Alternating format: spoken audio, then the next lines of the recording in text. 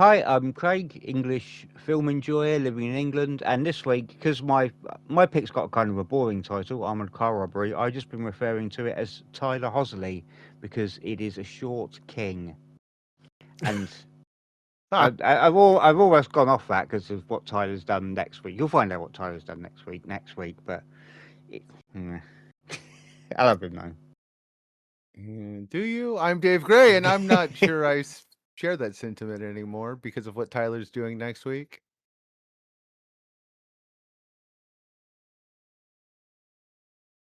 I'm Kevin Matthews, Scottish film fan living in England, and this week, today, in fact, at one point, my partner turned to me and asked, "But how many men do you think could fit in that horse?"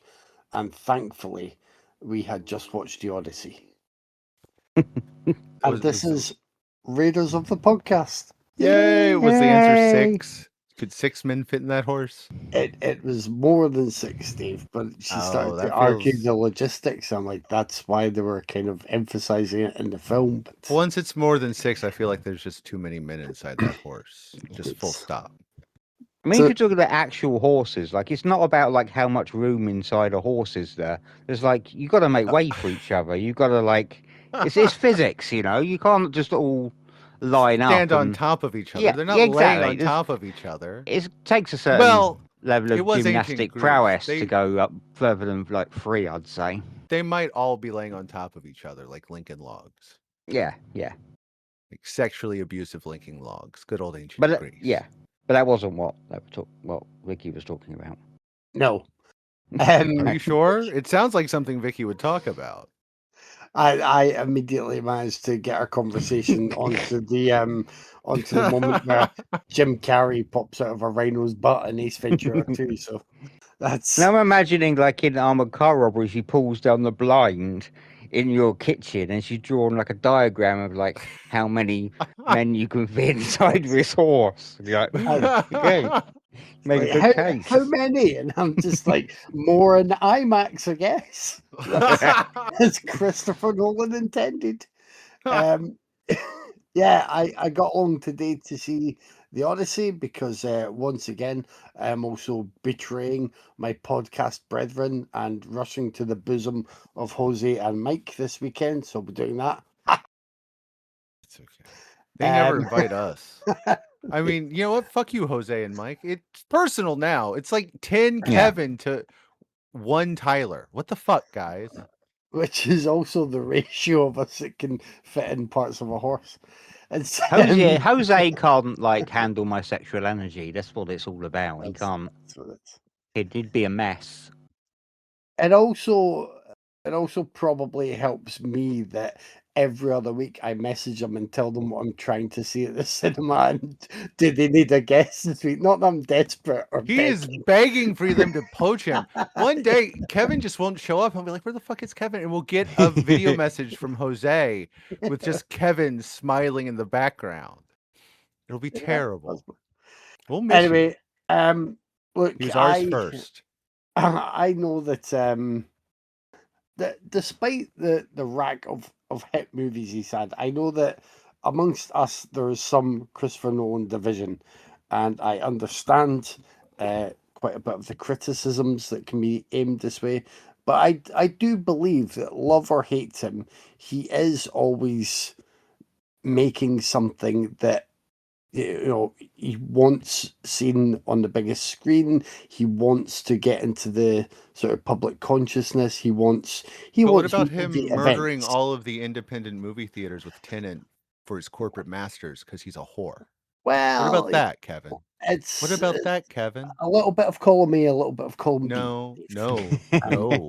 no. And I mean, I call absolute bullshit on this new letterboxed feature that they're just using to suck up to them, where see it in every different format. Like, make a movie for a format it's to be presented in, have it adapted for other formats, stick your entitlement up your arse. Like, how many IMAX screens are there in the world? I mean, in the UK, is there 3, Craig, maybe? Like, proper IMAX? I have Pure, got no pure idea. 3? I think there's one in the Glasgow Science Centre. There's one at the BFI. South Bank. There's 41 maybe one else around the Well, world. There are right. 41. There are 25 in the U.S. There's less everywhere else. Right. So. I just, enough with that.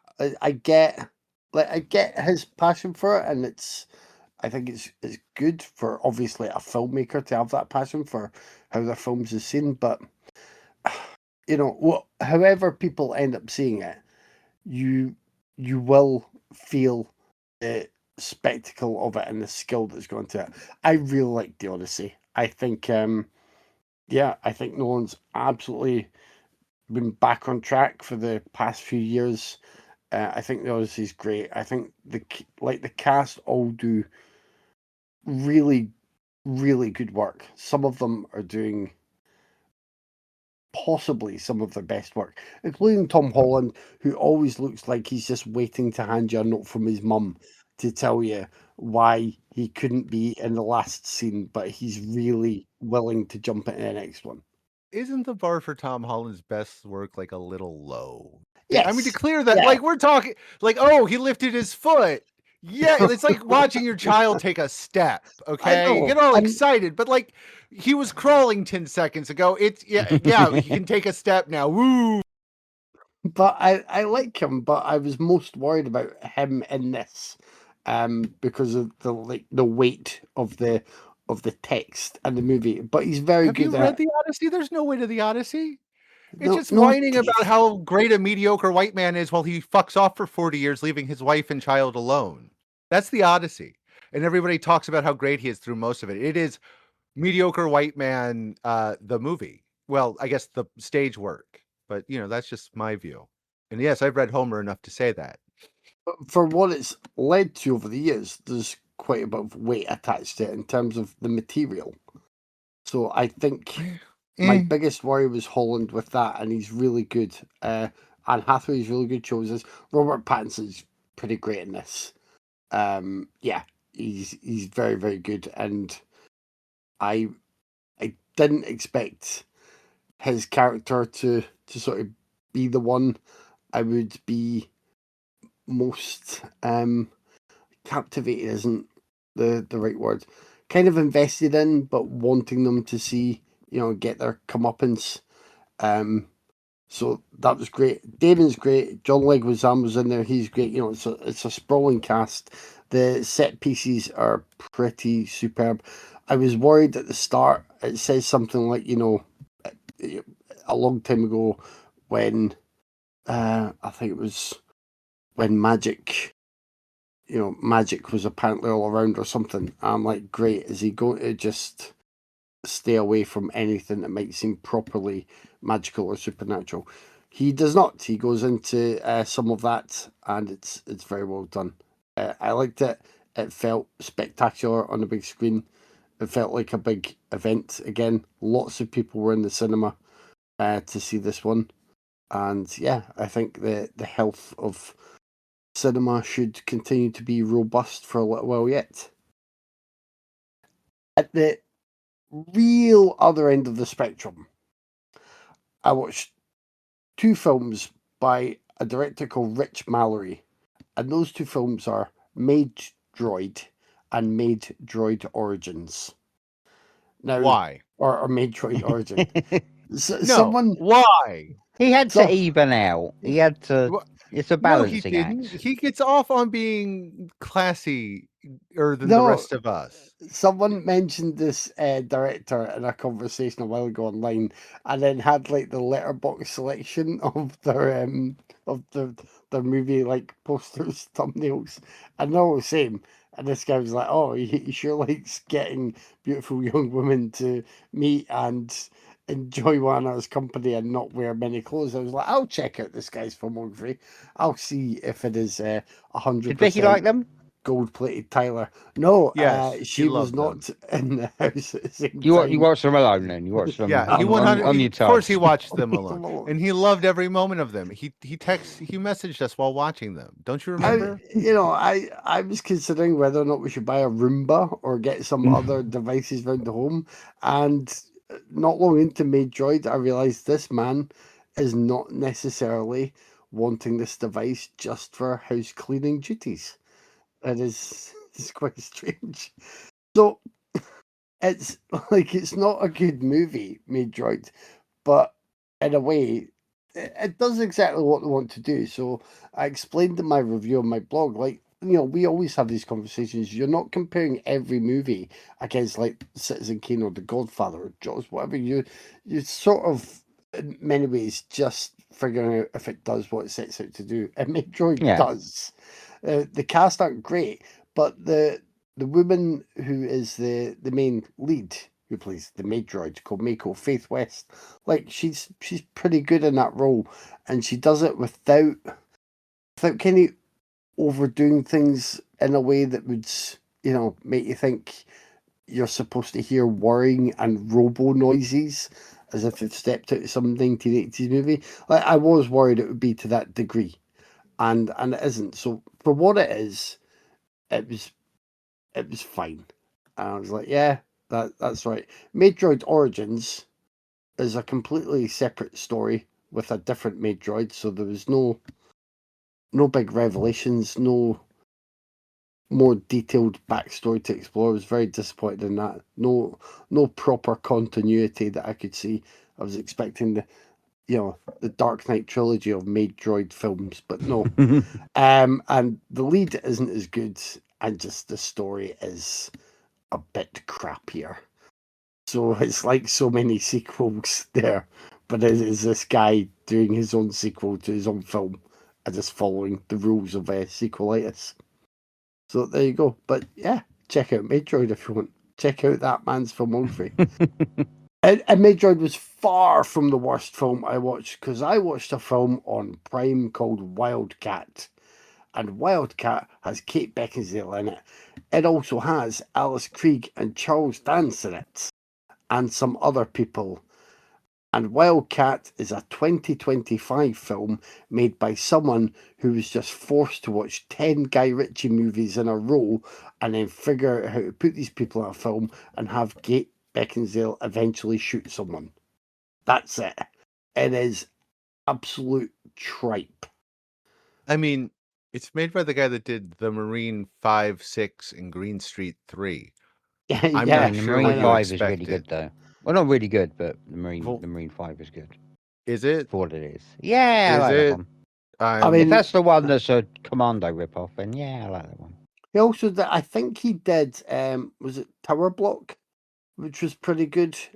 His next one is that film Hungry, which is that the dark Hungry Hippos movie, basically. Like, and it Yeah. is Yeah. Killer Hippos, isn't it? It is Killer Um, Hippos, yeah. And I still really want to watch that. But yeah, I mean, this was atrocious in every conceivable way. None of the cast could do that good, but it's like most of them aren't even trying. So yeah, do not recommend. Go and check out Maid Droid instead. I finally watched Cuckoo, the 2024 thriller / horror, and I wasn't a fan. I'm not going to go over the plot of this one. Have you guys seen Cuckoo? I have, Yes. yeah. Did you guys like it? I mean, I liked it, and that's as far as fine. it goes. Yeah. I thought it was like I liked the oddness of it, but it was almost like it was too busy throwing in little odd details.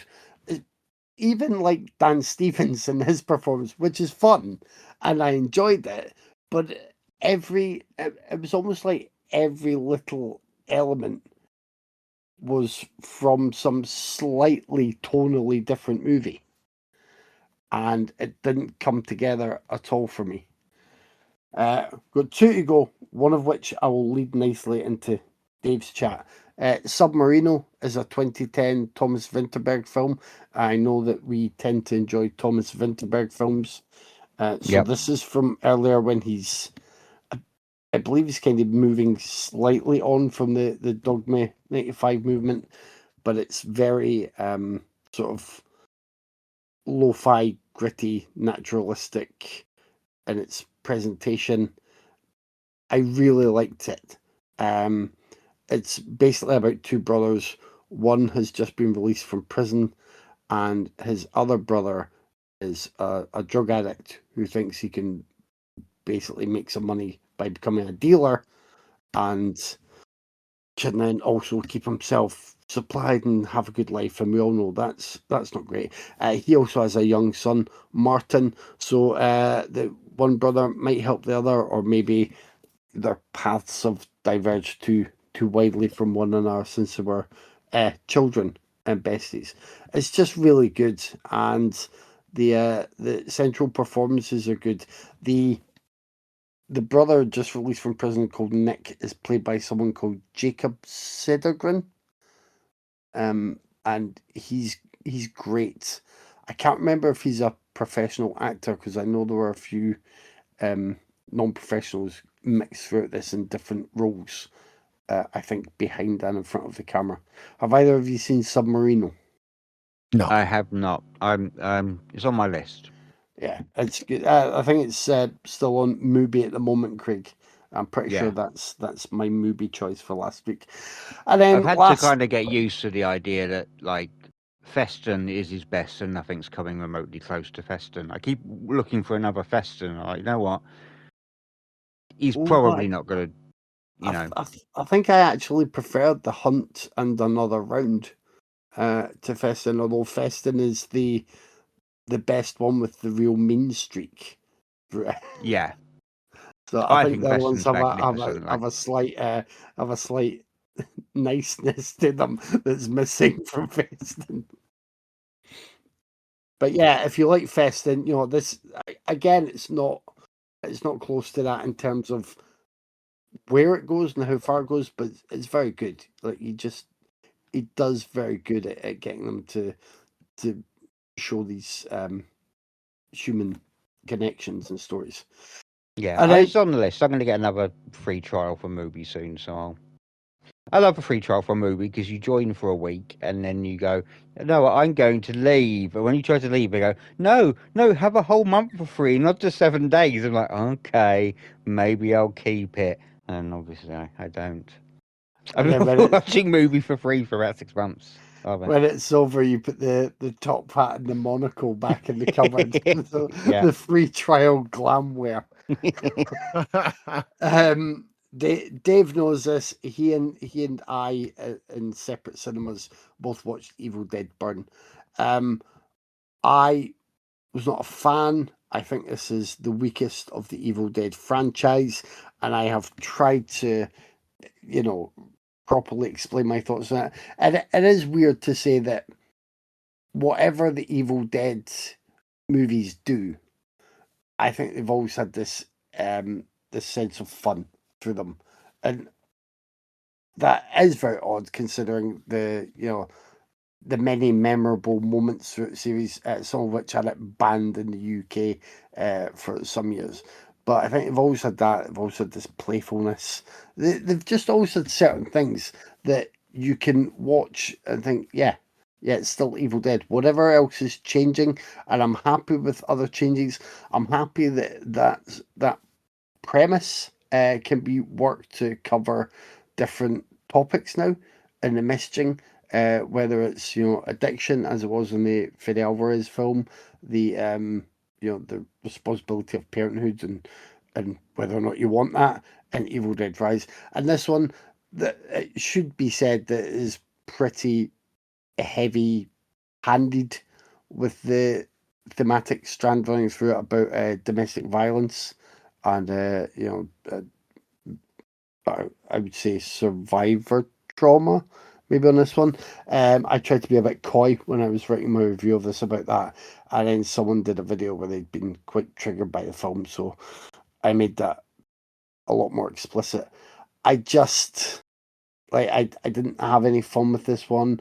I didn't really like it. The third act is marred by some really bad extra effects that probably didn't need to be there, and there's one bit that I would say felt like a highlight and felt closest to the Evil Dead that I would like to like keep having throughout the years, and that bit was mainly in the trailer, or maybe the extended teaser trailer. I can't remember. Has one character who's very good and worthwhile. The rest, not really. And with that, I will pass the critical baton to Dave. Kevin liked it a lot more than I did. I thought it was insulting and dull, like deeply insulting. Especially, you got to find the Kandar, and that's fine. And great, change it. But it's literally just a redneck shiv with the word Kandar written on it. Like, fuck you. That's just fucking stupid. And you'll never find it. It literally says Kandar on it. Fuck you. Okay? The characters all suck. Like, they're not strong characters. And that would be fine for a lot of them. Because they are all half of them. Three of the six, I'm going to call six, yeah, are victims of abuse of different kinds. And that's fine, but they never find their own power. They never really step up. It is very much like watching somebody else play a really bad Resident Evil ripoff game. How did it become a fucking home invasion? The Deadites need to be invited inside now? What the fuck is that? Like, it is heavy-handed, and it is really goofily handled with how it handles. It doesn't really have anything to say about its themes, which it was a problem I thought with 2013. But at least, they tried. They did some visually interesting stuff. This doesn't even have that. This is just ugly. It is an ugly looking movie with characters that are just not worth spending the time with. It's just dull. I get it. You played Resident Evil 7. So did I, and I'd rather just play the game again than this. Is there a chance that Evil Dead has now entered into the Hellraiser zone? Like, these are not... These were not born as Evil Dead scripts. They just were could see scripts that. the studio had, and they became Evil Dead films. Like this. I could see that. I could see this being sold like as a treatment 10 years ago when the French Extreme had exploded, and they were like, well, let's do something with this because remember, studio's trying to be bought. No, it's Sony. It's Sony now. So never mind. That for a few others it might work that way, but not being bought this time. But yeah, I could see that. I could see this just being a draft that was in a drawer, and they were like, "Hey, let's make another Evil Dead. Let's use this as the basis for it," because it doesn't feel like Evil Dead. Yeah, there's none some of the trailers blood. gave Evil Dead vibes. It never feels like Evil Dead, and it's not. See, I keep seeing folks refer to it as like Terrifier, but Terrifier revels in the brutality and the blood, and this doesn't. It's really weird. For as much blood as it is, it's really shy to show you anything actually vicious or graphic. I don't know. The whole thing was just kind of weird to me. It's like it it was a weird one, and I could forgive a lot of its sins, but it had one job: be a better Evil Dead movie than Lee Cronin's The Mummy, which I disliked, and it didn't even do that. It was just kind of there. I'm usually I don't get funny about films being remade. I'm like, cool, let someone else do their own version of this and that. I mean, they're going to do it anyway, so let's not get too het up about it. But I've come to realise that Evil Dead is Sam Raimi and Bruce Campbell. They're too central to it to do anything else. Especially Sam Raimi and the way he shot them. Like, I think my problem is, and again, I don't care if it's not as fun. Just make it interesting. But it bored me. And after the last two, which also kind of bored me, but at least 2013 had, some pretty strong physical effects, and this doesn't even have those. I don't know. It was just, I don't get what they were going for with it. It was just, it's like a weird half stop between all of it. Honestly, I'd rather just see the Ghost Beaters come back. It doesn't have to be Bruce. It doesn't have to be. I just like something with the Evil Dead feel, because this just felt kind of bland and generic. It didn't feel like anything that needed to have this name on it, except it was the only way they could sell it. That's, I know some folks really liked it, and I'm glad they did. I am not one of them. I've seen a lot of people say like it felt like a, more like a French extremity film, and they didn't like the filter, I think, or the lighting. And also for me, like, I don't know if this sounds funny or snobby or like I'm being too close-minded, but if you are taking an Evil Dead film and trying to make it your own, that's all well and good.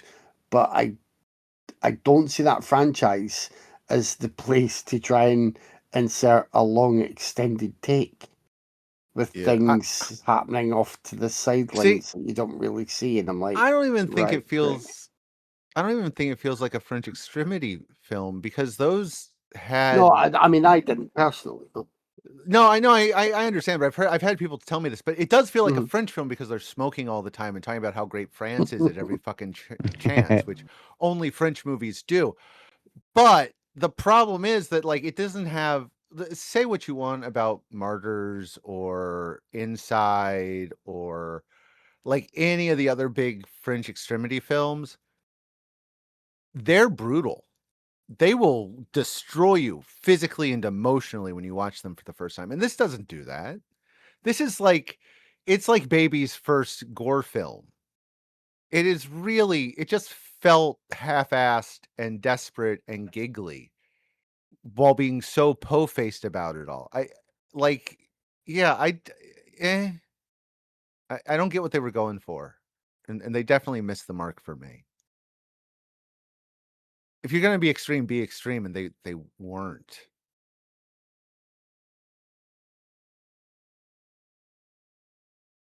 But that was literally it. I've been off in the woods hiking for the last 3 days, so I didn't get anything else watched. Yeah, I didn't get much watched. Well, I sort of did, but I sort of didn't because I paid for a month of Disney Plus earlier in the month, and I felt awful about giving Disney my money. So I've been like hammering their catalog, trying to get through every single thing I wanted to watch on Disney Plus. So I didn't have to like give them a second month's worth of money. So I've got pretty much to the end of all the stuff I wanted to watch.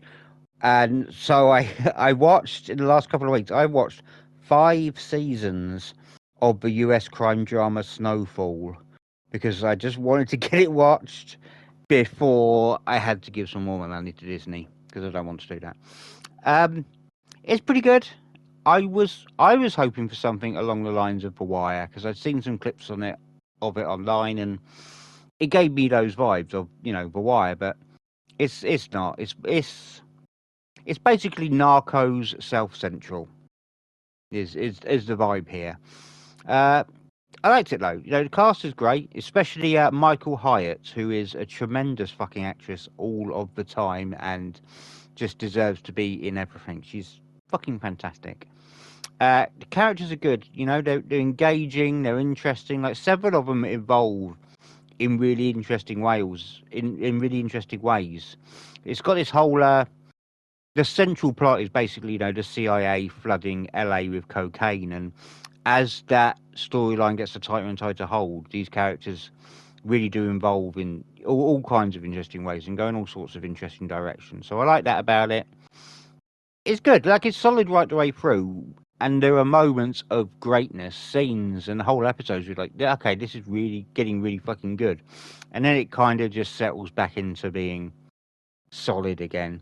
But it's worth watching, and it's a hell of a fucking story that this tells. Like a certain amount of it is true. At least the vague central storyline of the CIA flooding Los Angeles with cocaine is, I believe, pretty much true, and they tell a good story about the damage done. So it's not in my top 10 crime shows because when I watch TV, I pretty much only watch crime shows, so my list is stacked. But it would slot pretty nicely into my top 20, I think. Even if his final season, which I just started, disappoints, it would still make my top 20. But I don't think this last season is going to disappoint. It looks like it's going to get quite heavy and stick the landing. But we'll see. Anyone else watch Snowfall? Not all of No. it, but I've seen bits. Yeah. Yeah, it's good. I like it. I'm glad I finally got around to it. Only one film though this week. That was the 2025 sci-fi revenge movie Redux. The plot: a grieving mother travels across the multiverse so she can basically kill her daughter's murderer over and over and over and over again, which is a really great fucking concept, which really appealed to me. I don't love it quite as much as I thought I would, because that concept, the sicko in me was really hoping it would be bleaker and nastier than it is, and instead, it's not really a bad thing. It's actually much more positive, and it's just not as nasty as I want it to be, and that's on me. But there are excellent performances throughout. They're all really good. Strong chemistry between the main two leads. They're really good together. It looks good. It's got a really good synth score, and it has some really good little moments of show don't tell world building. Like people are traveling to different dimensions, but it's very grounded, and the explanation for the sci-fi elements is also very grounded, and I enjoyed that. It's got some shades of like Terminator 2 and maybe a little bit of Memento, I would say. It's well worth your time if you get a chance to watch Redux. It's a nice little. I feel like it's a sort of film that would have come out in the mid to late 90s, cashing in on Terminator 2, except it just came out in 2025. But it's a good one. I recommend it. Anyone seen Redux? I did. Yeah? Yes. Yes. What did people think of Redux? I liked it. The two guys that made it, what are their name? McManus and their sister is the lead in it. Yeah. Their stuff hasn't been perfect, but they've done some interesting stuff. I think this is like their fourth, maybe. Yeah. They also did seasons 1 and 2 of American Vandal, which I love. Yes. If you haven't seen love that show. Yeah. Yeah, I did notice a surname with the lead. I wasn't sure if that's somebody's wife or sister, but I really liked her. I haven't seen her in anything else, but she was really good in this, and everyone was really good. It just, I would like to see a version of this which gets as nasty and brutal and nihilistic as I had hoped it would be. But I liked what it turned out to be. So yeah, I'll keep my eye out. I'll keep my eye on those directors. And that's me. That's all I watched. I was very lazy. Nice. This week, we watched the 1950 film noir crime drama Armored Car Robbery. It just rolls off the tongue with that plot synopsis / title. And the 2015 fantasy horror co-written, directed, and co-produced by Matteo Garrone, Tale of Tales. Hey, oh wait, it was you guys this week. So hey, Dave. Yes, Dave. Would you like to pick a movie and tell us about it? Sure. I'm gonna get this one out of. God, I don't know. I thought maybe I'd start with Armored Car Robbery, but you guys aren't Americans, so all my comments and jokes about Wrigley Field are gonna go over like a wet fart, and that won't be fun for me. So let's start with Tale of Tales. Oh, it's a shame Tyler isn't here to not understand your jokes as well. I know, right? Bastards. Okay, so Tale of Tales is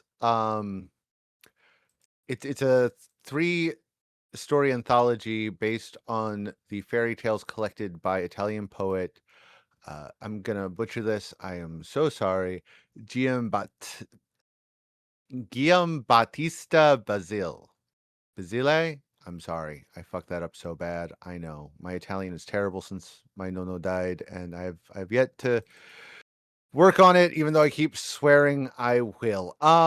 Anyway, so Basile is he is we love to talk about the Grimm brothers and I just totally brain farted on the French guy, Charles Perrault. They always get really hyped up when most people talk about fairy tales and the history of cultural research. And they are I'm not taking away from them. Their work is incredible, but they all came after Basile and his book, the Pentamerone, or Lo Conto de il Conte, which is Tale of Tales. He was like the first, and they both lifted from him and reworked his stories. And it's really nice to see somebody go back and pay tribute to this guy who was the first. As far as I know, I could be wrong, but like he did the first Cinderella and the first Rapunzel, the first pretty much any folktale you can think of. He was the first person to write it down, and he was the person that actually created the literary figure of an ogre in a fairy tale. So, you know, dude's kind of a big deal. So to see an Italian film really embrace him, I enjoyed that. The 3 stories they did was The Enchanted Doe, where a king and queen cannot conceive a child. So a necromancer suggests that the queen eats the heart of a sea dragon cooked by a virgin. This brings about 2 children, and the queen does not like them being buddies. The Flayed Old Lady, in which a lustful king is seduced by the sound of a woman singing. Tragically, the woman is not the young beauty he imagines, but an older woman who, after the king's strong push, does the deed with him only to be found out, and witches get involved. Craziness ensues. And the last one is The Flea, which is about a king obsessed with a flea and leads to the neglect of his daughter. That has an ogre in it. So Tale of Tales is directed and written by Matteo Garrone, who did Gomorrah, which is excellent. Dogman in 2018. He did a Pinocchio. I don't remember the Roberto Benigni Pinocchio, which I don't want to talk about ever. And now that I've remembered it's a thing, I'm kind of mad at myself. Not the first Roberto Benigni Pinocchio, but that's the second one from 2020, I think, maybe 2019. It was COVID era. I really like Tale of Tales. First off, the cast is excellent across the board. They all bring their A game. Selma Hayek is the queen without a kid. Vincent Cassel is the sex obsessed king. Although I think he's a little too old for his role, just because, dude, Vinny is, how old is Vinny? Vinny's like 60. So him being all at a 50-year-old is a little, I mean, sure, she's wrinkly, but it's the fucking Middle Ages, dude. Come the fuck on. Toby Jones is always great. He's the king with the flea. His daughter is played by Bebe I have it written Cave. down. Yeah, Bebe Cave, who I adore. She is fantastic. She is really great in this, and she is really good in a few other things I've seen her pop up in. Like I am just totally brain farting. Agatha and the Truth of Murder. I did not care for the movie, but she is good in it. She's really good in This Time with Alan Partridge. She's Juno in that. I enjoy her. So she was strong in this. Haley Carmichael as the older version of Dora was really good. Stacey Martin is the younger version. She's gorgeous. She was a nymphomaniac. Shirley Henderson is always a solid performer, even with the makeup. I really enjoyed this film.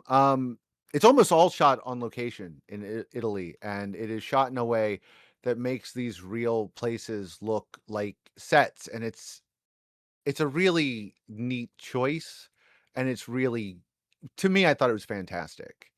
It looks great. It's very watchable. It might be a little long. They could have probably like condensed it a bit, but like the 2 hours and 10 minutes went by pretty fast.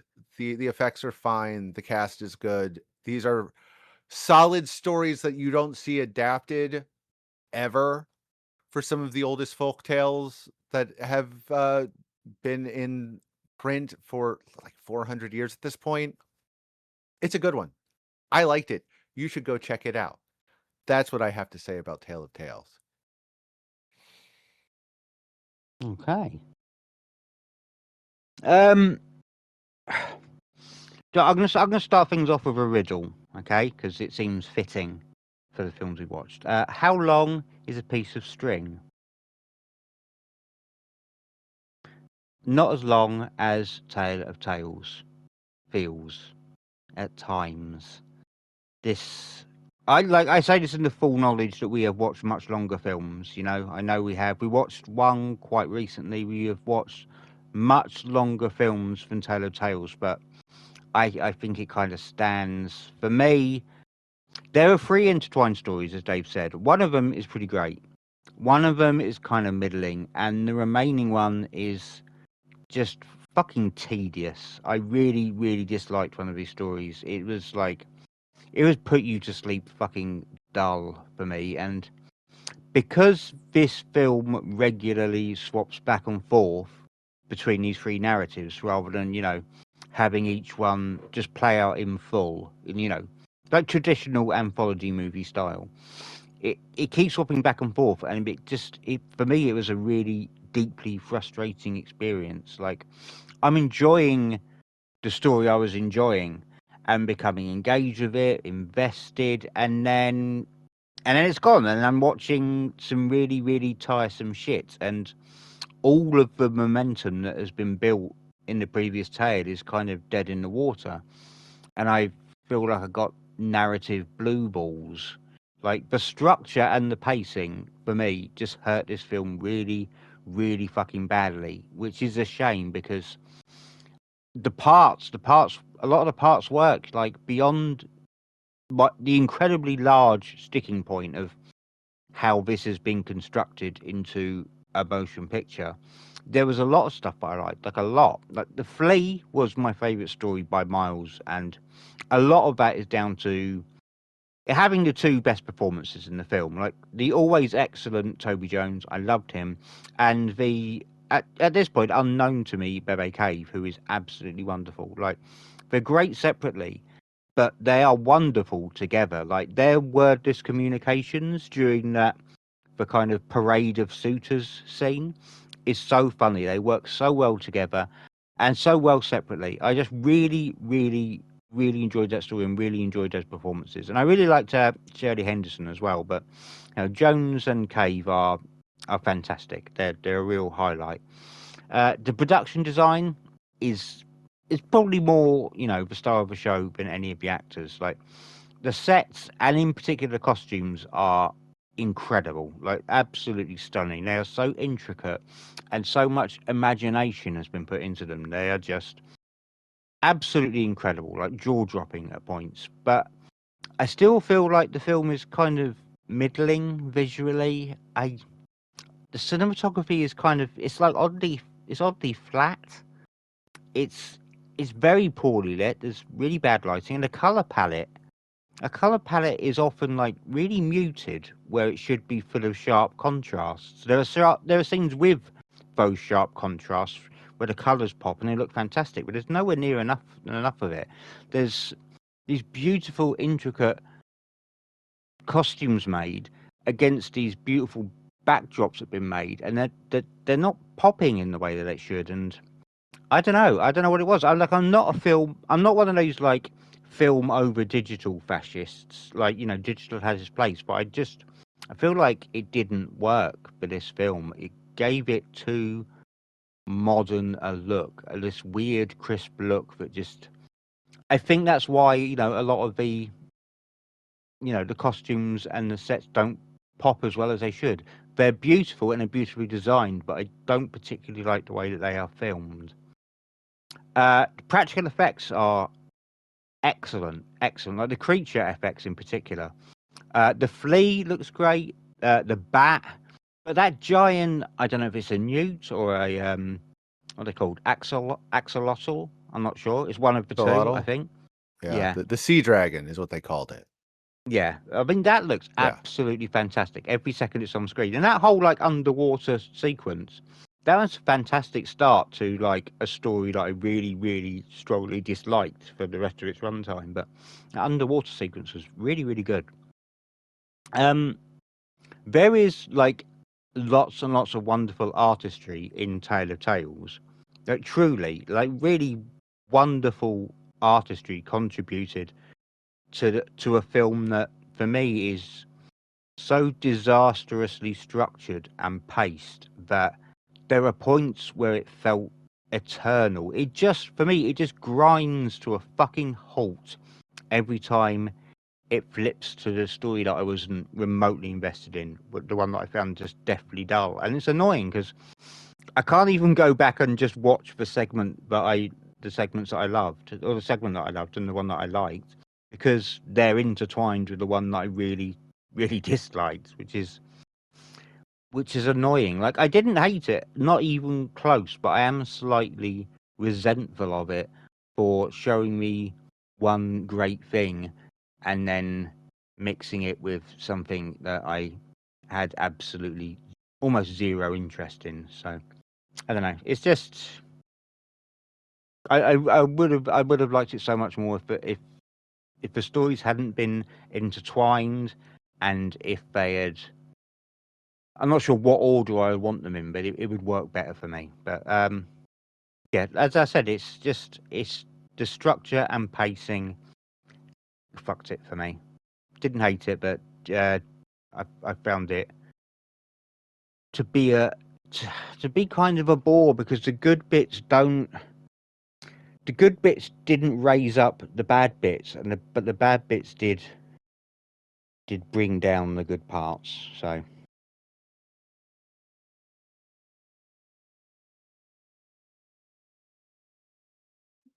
I liked this a lot. I thought it was visually sumptuous. I liked the sort of the pretty large selection of performers that I really enjoy. But I'm not entirely in disagreement with Craig. I think the pacing is a bit off in places. I wasn't. It was the Salma Hayek tale that was your least favorite. Is that right? Sorry. yeah, it did Yes. pretty much nothing for me. Yeah. And a really, really dull conclusion. Yes, I agree. But what I kind of like the fact though that it was all chopped together. I think what it needed was actually one or two other tales mixed throughout it, or other things running through the framework, if you like, where that's just like minor tangents or throwaway references. I did think about what if there were only two stories and they removed the Salma Hayek one, but there is something wrong with my brain that won't allow two stories. Like it does. I can't explain it, but there's something wrong with my brain. Like it has to be three. It has to be one or three. It can't be two for reasons that do not make any sense, that aren't logical, that my brain won't allow. Well, let me I cannot explain. Let me sell you on 5, Craig. 5. No, 5, but not 4. Yeah. Actually, no, 4 would be Yeah. fine. I just Alright, have an okay. issue with 2. I don't know why. I really don't. I don't know. Like, there's obviously a lot to choose from. I don't know why they didn't. You have the flea, the king and the flea, which my mind immediately reminds me of. Was it the Princess and the Pea? Yep. Like that's Despite one. not being at all the same, yes, that is Right. a fairy tale. Just the rhyming sound of the titles. When I was thinking of the King and the Flea, I thought, oh, the Princess and the Pea. I wonder if they're adding any of that. Because I didn't know anything about this going into it, I did think the Flea was maybe some older version of that tale, funnily enough, that I was unfamiliar with. Thinking like a king was trying to sleep every night and was bothered I'm not by a gonna flea. lie, I would watch The Princess and the Scabies. Like I would enjoy the shit out of that. I mean, that's where my brain was going beforehand. So to see how it played out, and I really enjoy that one. Toby Jones helps a hell of a lot in everything he does. He's just So magnificent. delightful. So, yeah, it's always a bonus when Toby Jones is there. So when that started to play out in a very different way from what I'd imagined, I was like, great. But in my mind, I was still thinking, well, I wonder if there was a way they could have managed to fit like the Princess and the Pea in there as well, because you could just make room for an extra royal being bothered at night time. So it wasn't as immediate and outstanding winner as I hoped it would be, but the visuals make up for the failings elsewhere for me. I thought they were great. The cast is really strong. I've always also liked Shirley Henderson and everything. Vincent Cassel in a role where he's just being like a lusty nobleman is pretty much equivalent to just having a documentary team following Vincent Cassel Yeah, he was around just on Muscat, I set. think. Yeah. Like the amount of roles that Vincent Cassel's I mean, done, where he's like, to be "Oh, fair, if you could get away with that, yeah. I would too. I'm just putting that out there. Who's that guy that T likes? We watched him do that film that I quite liked, but you hated, and it was about an hour long, and he was a Jesus preacher in the middle. Oh, He's- Vincent so Gallo. did John Seaman. 3:16, yeah. Vincent Gallo. Vincent Yeah, Gallo. Vincent Gallo, the seaman seller. Like, why would you like Vincent Gallo when other guy exists? Because I forgot his Vincent name already. Castle Vincent exists. Well, when Vincent Cassel Because, exists, there's no point in Vincent Gallo, is there? well, I mean, somebody's got to be a redneck Vincent Cassell, I guess, for Tyler to be able to. I don't know. Fucking ask Tyler. Nobody understands. Please. I like that. I like the idea that they've approached Vincent Cassel for so many other movie roles, like Disney stuff and just when they're trying to put him on a role, it's like, but he is very horny, yes. And they're like, no, this is just like we're redoing Dumbo this time. That's your director He's over in there. he's in a coma. Yeah. He's not horny. But is it a horny coma? So that's just to me, Vincent He has an Cassel erection, as the yes? permanent norm. Yeah. It's like, no, you're one of the clowns playing around Dumbo. Put it away, Vincent. So yeah, I mean that's always a winner for me. Again though, I agree with Craig there. I wanted more from the tale with Salma Hayek in it, and it just wasn't enough. If anything, maybe they could have interwoven more into that one with some wickedness at the heart of the kingdom. So it was an uneven journey, but I liked more of it than I disliked because of the cast, because of the visuals. I think there are times when this comes close to uh, being on a par with the stuff from, was it Tarzan Singh who did The Fall? Yeah. But Yeah. I would have preferred to have seen this, I think, helmed by Tarzan Singh. I think it would have pushed the visuals more. But then again, I have no idea where he'd have gone with the actual tales. Although people might argue that The Fall does come very close to that, and that just didn't work as well for me when we eventually watched it. Who knows? Maybe I should just rewatch The Fall at some point soon. Maybe. I mean, The Fall has a really good cast, to be fair to The Fall. Yeah, and What you really need to dig up the original Persian Yo Ho Ho and see, enjoy yourself. Persian Yo Ho Ho. Yeah, The Fall is a remake of a Persian film called Yo Ho Ho from 1982. Yes, I remember you telling us that at the time, and I forgot it during that conversation as well. You know, it's I frustrating know. because Most of the when you time I said just speak to myself. Yeah? Sorry. when you said you enjoyed more of this film that you didn't enjoy, I'm like, oh shit, so did I. Yeah. So I don't know why I came away But it just Because that you're just really racist sunk against it. Selma Hayek, who is just I love amazing in Selma most things. Hayek. Is it because her husband was played by, like, is that it? Because you saw her like get all cuddly with John C. Reilly for 30 seconds, it just turned you off that hard. Mm, Is that it? no, Is that it? Are no. you sure? I mean, normally I'd love to watch Salma Hayek chase a strange albino boy around a maze for like 10 minutes longer than was necessary.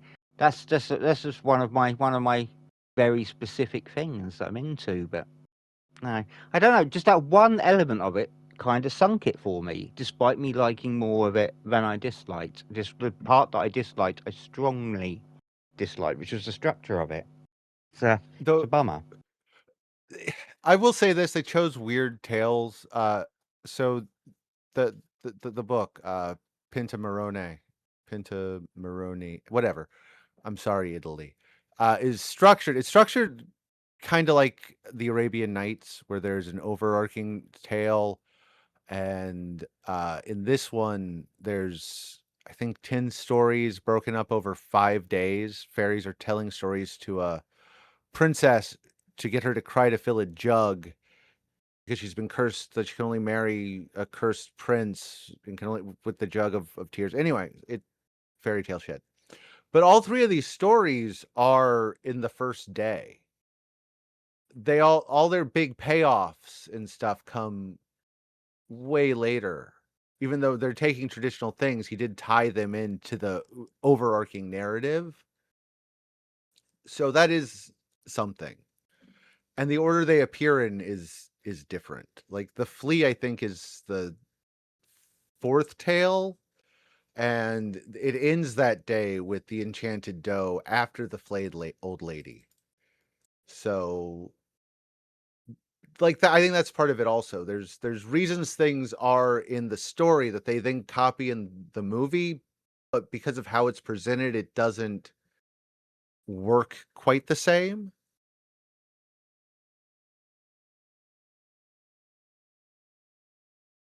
There's something I wanted from the flea. Like I ended up liking the direction it took. But what I really wanted was for her to go away with her ogre husband, and then to find out he's quite nice, and to just become some sort of mad barbarian queen, and for him to die, and for her to be some sort of like queen of the ogres, barbarian queen. I was excited for it. I was convinced it was going to happen, and then it went in a different direction, which was really good. And maybe I shouldn't be allowed to make films, but I mean, I digress. what's interesting about the flea is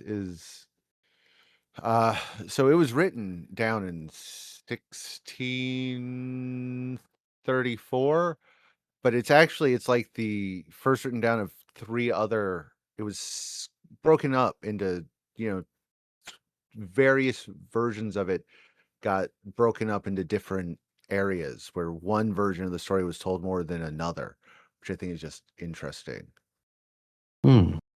Because like part of it is they call it the ATU index of fairy tales, and that came along in like 1910 1920 by a Finnish folklorist.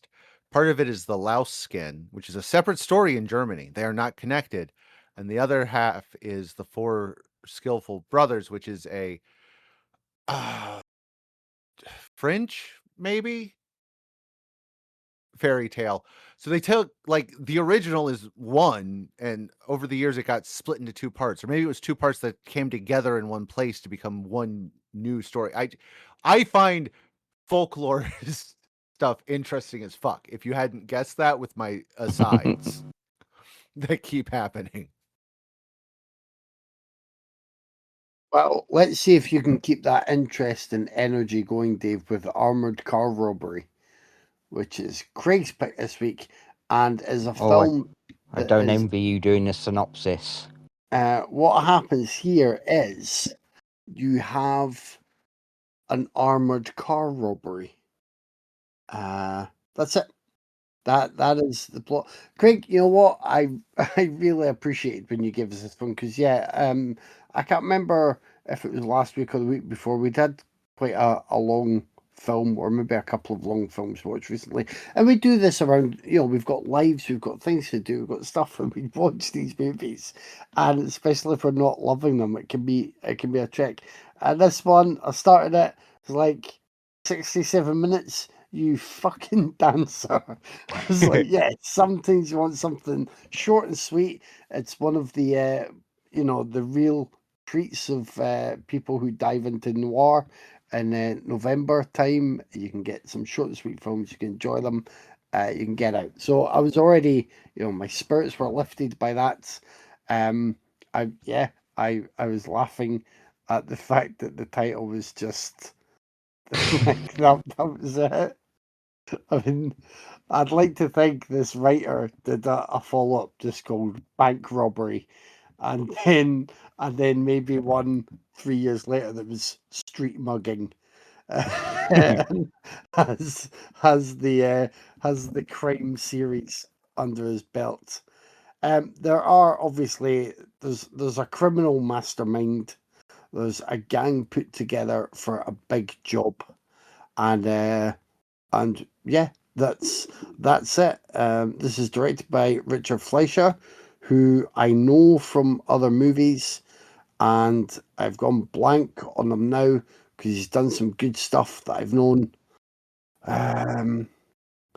Narrow Margin.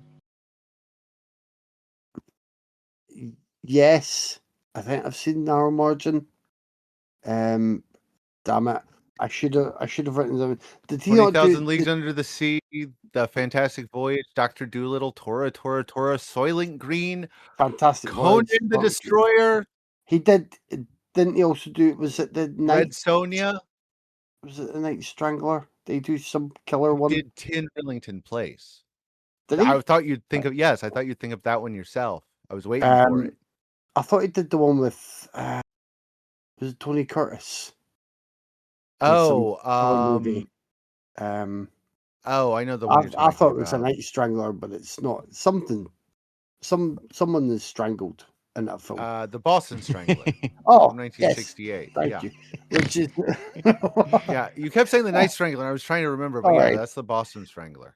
Yeah, He likes to keep his titles just nice and simple. There's a strangler. He's in Boston. The Don is dead. I mean, he did actually. Now that I think about it, he did a lot of very simple titled. Is that all he did? movies. Just literal films like Richard Armored Car Robbery.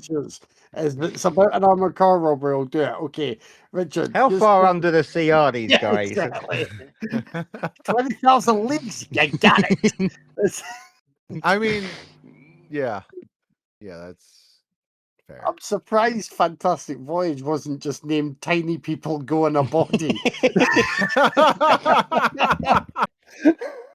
Anyway, he's a good director from what I've seen. I remember there's quite a lot of interesting stylistic stuff in the Boston Strangler. I really like 10 Millington Place. It's a fantastic film. So Fleischer is a really good director who had a pretty long and healthy career, which means if you have that kind of career, at some point you will do sort of, not the A-list films. You do some stuff like this. You might end up doing some TV, but this is good stuff. I'm not beating around the bush. This is enjoyable. Again, it is very kind of blunt and to the point with what it is. It's not really looking to overly complicate things. There's a woman at the heart of things as well. There's a dame, I tell you. It's got to screw things up, Bugsy. So that's fun. And you're just waiting for these, everything. And, I think by this time, this was 1950, I think everybody who would be watching these kinds of films would already know like what to expect and what's happening and how everything's put together. So I might be doing it a disservice, but I can't think of anything here that is actually new or impressive, like within the the history of cinema where it's placed. But there might have been. I'm sure Dave can tell us if there's like something major here, like the first time. Spoiler. There Armored isn't. Cars Robbery. Okay. So the screenplay is by a couple of people who just really wanted to get straight to the action as well, and it might be damning it with faint praise, but I think it it does exactly what you expect it to do, and it does it well. I really liked it's William Tallman, who's Yeah. the the mastermind, Purvis. He's really good in that role. I liked Adele Juggins, who was the lady in the mix. The others, there was some good supporting characters here, but they are a bit hampered by the material. Like, there's got to be one that's got to catch some stray in the way they're escaping. There's one that's going to be sweating profusely and panicking as soon as they get near a traffic light where there's a cop 2 blocks away, and the cops are just like being really, really standard, decent, morally righteous movie cops, and they're fine for that. What, Are particularly at they? this time in cinema, they have to like eventually, win out because things have to go that way. Yeah, well, yeah, what I mean, they're doing the stuff that is needed from them at this time Dave for deflating. this kind of film. I know, like we all agree with the sentiments that I'm not going to repeat right now, but we'll agree with that alphabetical mixed up acronym that sums up our feelings on certain authorities. But for this kind of movie at this kind of time, yeah, they do what's meant to be done of them. I think they're fine. But the most fun is with Talman, and yeah, I really like Juggins as well as the well, she's not really the femme fatale. I wouldn't say she's the lady at the heart of it, though. Would you class her as a femme fatale just No. because? No, Nah. but I'd class her as a set decoration. but I mean, when it is a woman there that you think might cause men to start side-eyeing one another and try and make moves, do you know what I mean? It can feel like the same use of a leading lady for that kind of manipulation, but it is different because they're not actually doing the active manipulating, I guess. But yeah, I mean, this was an enjoyable one. I would recommend it to people, and you're in and out in 67 minutes. I love noir films, which if you've listened to any episodes where noir movies came up, that will not be a surprise to you. Uh okay, I feel a lot like this as Craig did Tale of Tales. I don't dislike it. It's fine. But it's less than the sum of its parts. Uh, Richard Fleischer was a really solid director, and he made some really good stuff at the time. And he actually worked with one of the writers, Earl Felton, really often uh, during this time. The other co-writer was Gerald Drayson Adams. He wrote Dead Reckoning. He wrote the screenplay for The Big Steal. He wrote the screenplay for I'm brain farting. If I was smart, I'd look it up, but I'm not going to. The Duel at Silver Creek. He wrote some really solid stuff. He wrote some really bad ones. Also, don't get me wrong. But when he was on, he was really on. He wrote Kissing Cousins for Elvis Presley in the 60s. Black Sheep, I already said The Big Steal, His Kind of Woman. Like he wrote some good stuff. And this is just all kind of paint by numbers. It doesn't really do anything really well. It feels like what it is. It is a studio picture where studio employees were assigned to make a film that they bought the rights to, 10 years earlier, and they were about to run out, you know? They were about to run out of time on it, so they had to get it made, and they made it, and they made a perfectly acceptable film. You know, and that's what it is. It's fine. I agree that the best part by far is William Tallman as Dave Purvis. Dave Purvis, and he plays him horrifically. Like, the guy is a total asshole and a dumb asshole who is so full of himself that it's great watching it all go to crap. The cops are incompetent, but not incompetent enough for me to enjoy their incompetence. They're incompetent enough in a way to make it feel like this film is being padded for the last 20 minutes. I think Adele Jurgens, Kevin said, she's fine, but her character is nothing. She's just kind of fluff. She's not a femme fatale. She's just like a MacGuffin to explain why a character is, trying to set up someone. And that's like it. She doesn't really matter or affect anything. The cops don't matter or affect anything. I think the cast does as well as they can with what they're given. It's just a paint by numbers film. Sure, you can kill an hour and 8 minutes with it, but you can kill an hour and 8 minutes with a lot of other better movies from the same time that will be more fun. It's fine, but it's just fine, you know? Yeah, this is my pick. This film was actually recommended to me by legendary Japanese filmmaker Kiyoshi Kurosawa. Was it, one of those 4 favourites letterbox videos, or did he perhaps shoot us an email at raidersofthepodcast@gmail.com?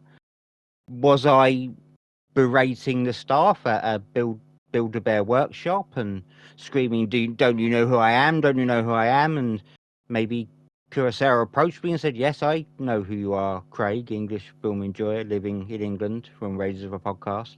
Please, can I have your autograph and suggest a film? It would mean the world to me. And also, did Kevin really rate Ronin 2.5 stars on Letterboxd? He's definitely my least favourite on the show. And I said, yeah, that's okay, Kiyoshi Kurosawa. I agree with you on Ronin and Kevin. And you can definitely pick a film. I'm not gonna spoil the surprise, but I came to this film via Kiyoshi Kurosawa. That's all I'm gonna say. I really, really liked the first half of this movie. I fucking loved it. It had all the shit that I like from crime noir films of this era. You just got bad people in cool hats pulling off slick heists and just saying like snappy, hard-boiled shit like he's cooling his heels down at the county morgue. Because I've heard people say cooling their heels a million times. This is the first time I thought, what does that mean? I was like, oh yeah, that's just kind of horrible. It did so much stuff that I liked. I got all of that good stuff, but what really grabbed me for the first half of this film was William Tellman's character. Just what a jaw-dropping piece of shit his character is. Like some of it's in the writing, and obviously some of it's in his actions, but so much of what makes him, he's like thrillingly loathsome, and so much is in the performance. Like that reptilian fucking gaze, the ruthlessness, the fucking just this callous, absolute disregard for anyone or anything. Like this turd, he'd use his elderly grandmother as a human shield and not even blink. Like I was fucking mesmerized watching this guy. It's such an incredible performance that he became one of my favorite movie villains alongside his character from The Hitchhiker, who again is an absolute like genius performance. Like William Tellman was a phenomenal villainous actor, and he is so fucking good in this. And the rest of the cast are solid. Like I think Charles McGraw, he's the hard-nosed detective, and that's all he is. But he gives good hard-nosed detective. Douglas Fowley, I liked him. He was good. He's just a kind of doomed Terry Thomas-looking scumbag who I almost felt it looked something for. Adele Jurgens, she plays a good untrustworthy dame, And I like that she had the good grace to do burlesque back when, it was risque in, 1950 and not in 2001 when it became. But when it was a hobby du jour for like sexless Pinot-soaked divorcees who had watched Moulin Rouge one too many times. There was me and my wife like to watch a lot of reality TV, and the amount of middle-aged women who introduce themselves and say, "I've got a little bit of a secret. Is a little bit naughty. I do burlesque, and I don't care. No one cares. Shut up. Go away." I've got a real hatred of 2000s burlesque, if not done by professional burlesque performers. But moving away from that, like I love how this thing fucking moves in the first half as well. It is so economic. It's all business. But like, I've seen other films from this era, and I feel like the structure and the edit feels rushed. It's economic because it's rushed, and here it just felt tight. It just felt like clockwork, like precise, no fat storytelling that I really dug. And if the second half went as hard as the first, this could have been like a little future favourite of mine. It could have been, one I throw on every now and then, but it doesn't really stick the landing. Like, I think the biggest issue is the focus of the story switching almost completely from Talman's crook to McGraw's cop, because he's nowhere near as engaging, so the film is nowhere near as engaging. The pacing starts to sag, the contrivances start to like pile up, and it never reaches a point where it's bad. It just kind of throws away so much of the stuff that works so well in the first half. Like, the first half of this film is so great, and then it just switches over for some insane reason, and we're watching something much, much less interesting. And I still like parts of it. I love the way the net closes on Talman's character, not really because of the police, but just fate. Fate causes the net to close in on them in the way that, like in so many crime noirs of the era, it's usually fate that fucks them. The way that his world keeps getting smaller and smaller and smaller, and he feels trapped in it. They do a good job with that, but it's just not enough William Talman in that second half. Like, he is magnetically shitty. I really, really loved him, but the film itself, it is one that I really liked, but it comes with like a portion of disappointment that I did not order, to be honest. So sorry to friend of the show Kiyoshi Kurosawa, but yeah, this was a Craig 7, I'm afraid. But if you got any more suggestions, just hit us up. I mean, next time you do bump into him, you can at least tell him that I now have Ronan on a par with Maidroid. Just to keep the Ronan ranking clear. Holy shit! You just want him to never talk to us again. I'm just saying. Yeah, it's time to pick one. And again, I didn't dislike either film. I might have sounded like I did.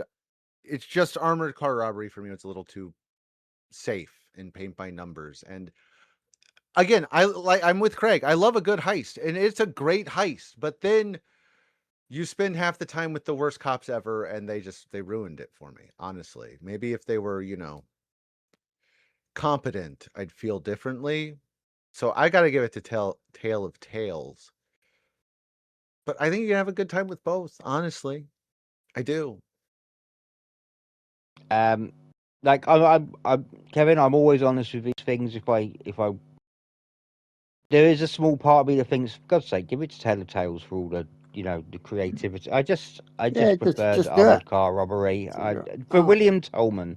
William Talman gets my vote because he is such a horrendous piece of crap. Close your eyes and imagine William Talman in the role of the Queen in Tale of Tales. And now, does it get your vote? No, I'm just very confused. I don't know what to do with this. I wrote Craig. Okay, awesome.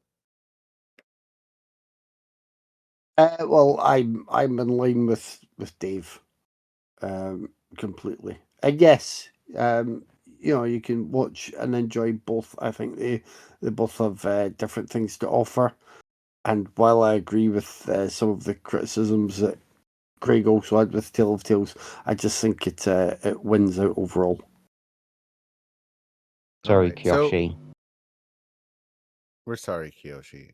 Next week, we were gonna do a Madonna special at the urging of Kevin, but then something awful happened earlier this week, and one of all of our favorite actors, Sam Neill, passed away. So we don't usually do, let's do a tribute episode, but Sam Neill's was the fucking man. So we're going to do a tribute episode, and you're just going to have to deal with that. So you can watch along with us. We'll be covering In the Mouth of Madness. How have we not done that one before now? I don't know. The Vow, I'm sorry. Sleeping Dogs, another one. How did we not do that before now? I don't know. And Dead Calm again. Would you mind giving them the business, Kevin? As we are a podcast, you can find us everywhere you find podcasts, and please like and subscribe, and feel free to share us around if you like. It's good to be passed around like party favors. We are on Facebook, we are on Blue Sky, we are dotted about here, there, and everywhere. YouTube, the mini-sodes and the main episodes drop there. I try and do a little thing every now and again when I want us to lose followers. On Instagram, we are Raiders_of_the_podcast, and you can email us. We welcome suggestions, feedback, a handful of insults at raidersofthepodcast@gmail.com. As always, thanks for listening. Thanks for joining me, guys. I will talk to you next week. Yep. See you next week, guys. See ya.